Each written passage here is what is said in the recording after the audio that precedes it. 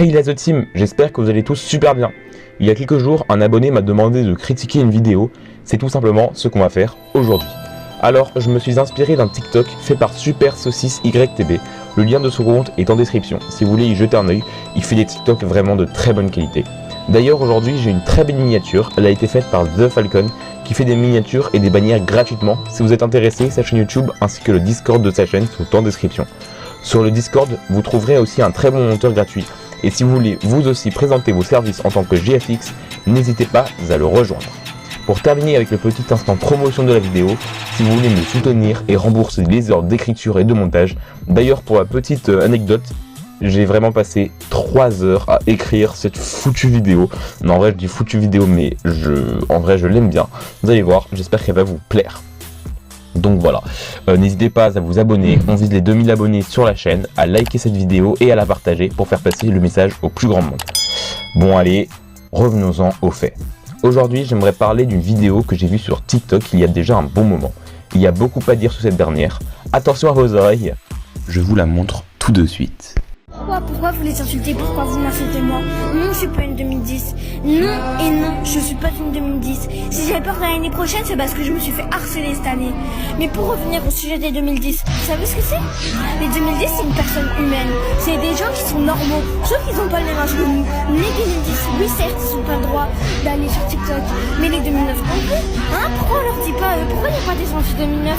Mais moi je vous dis, les 2010 ils sont hyper courageux. Et eux ils ont beaucoup de méchants commentaires. Et pourtant ils sont toujours là. Alors eux ça se trouve à cause de vous ils pleurent les soirs. Mais vous en avez rien à foutre tant que vous les insultez, tant que vous êtes supérieur à eux. Mais moi je vais vous dire quelque chose quand même. Moi je vais vous dire, les 2010 à l'intérieur ils ont mal, ils ont très mal. Moi je donne tout leur courage. Bon, je vous laisse le temps de retrouver vos tympans. Tout d'abord, elle dit que ce n'est pas une 2010, alors elle n'a rien à voir dans l'histoire, et ce n'est pas en chialant sur de la musique triste qu'elle va faire bouger les choses. Vous allez peut-être me dire que je suis trop dur, mais vous pensez vraiment que Rosa Parks, Greta Thunberg, Martin Luther King, Nelson Mandela et bien d'autres ont fait bouger les choses de cette manière?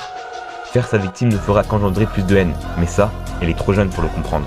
D'ailleurs, c'est pour ça que les réseaux sociaux sont normalement réservés aux gens de plus de 13 ans. C'est parce qu'on commence à devenir plus mature et autonome pour la plupart. On se forge un meilleur esprit critique. On arrive à mieux les comprendre, les recevoir et les accepter, donc on en devient moins affecté. Quand on est jeune et que l'on reçoit une critique, on réagit souvent mal et on part chialer, mais avec l'âge on comprend que c'est nous le problème et on arrive à se remettre en question. Après je dis ça mais je ne parle pas pour toutes les critiques, je vous parle des critiques constructives. Si vous recevez un TG, un T'es nul ou même un Va mourir, sachez juste que ces personnes ne sont personne pour vous, n'ont pas de vie pour écrire de telles idioties et que leur seul passe-temps est de détruire des gens et en aucun cas elles ne vous aideront à avancer. Donc ne prenez pas le temps pour ces individus et ignorez-les. C'est encore une chose que font les gens de plus de 13 ans, alors qu'un enfant de 10-11 ans ou même moins âgé vont répondre en vidéo. Mais juste, restez digne et apprenez à accepter ces critiques. La personne qui vous avait envoyé un TG, vous ne la connaissez pas et elle ne vous connaît pas non plus dans la vraie vie. Vous pouvez toujours supprimer son commentaire ou la bloquer et ne faites surtout pas comme elle. Pourquoi vous les insultez? Pourquoi vous m'insultez moi? Après, il y a aussi autre chose. C'est que les enfants sont beaucoup trop influençables. Tu leur dis un truc et ils le font. En fait, à leur âge, ils croient que si un TikToker, enfin un influenceur tel Charli D'Amelio, Addison Rae ou Lauren Gray, consomme un produit, c'est qu'ils aiment ça. Mais non, loin de là, la seule chose qu'ils aiment dans ce produit, c'est l'argent qu'il leur procure. Derrière eux, il y a de gros groupes de prod et des millions de dollars en jeu. On va prendre un exemple très simple. Si Charli D'Amelio se ramène en vidéo en portant des chaussures Nike à 200 €, je suis prêt à parier que les gamins de 8 ans vont vouloir ces chaussures-là. Pareil si Lauren Gray boit de l'Oasis, les gamins voudront en boire aussi. Et le pire dans tout ça, c'est que c'est vrai. À partir de la préadolescence, on commence à se forger ses propres opinions et idées. Et on n'a plus besoin de quelqu'un qui nous dit quand et quoi faire. Et on arrête de croire qu'on aura une vie parfaite, comme nous le font voir nos influenceurs préférés. Parce que si tu crois encore à ça, tu vas finir caissier au Carrefour.